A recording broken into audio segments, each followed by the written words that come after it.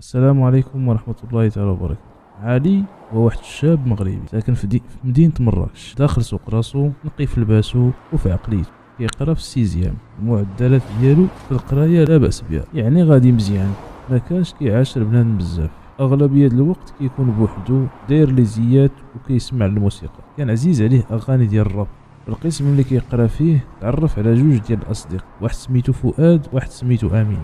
امين كانت عنده واحد الصديقه ديالو سميتها نرجس، وفؤاد كان صديقته سميتها نوال. من بعد غادي يعرفهم علي وغادي يوليو اصدقاء كلهم. علي وفؤاد وامين كيقراو كلهم قسم واحد، ولاو كيجلسوا مع بعضهم طاوله. اما نرجس ونوال كانوا باقيين كيقراو في السانكيام، يعني كيتلاقاو مع امين وفؤاد يا اما في الاستراحه يا اما خارج المؤسسه. علي امين فؤاد نرجس نوال دايرين كليكا ديالهم، ولاو كيتمشاو مع بعضهم كل استراحه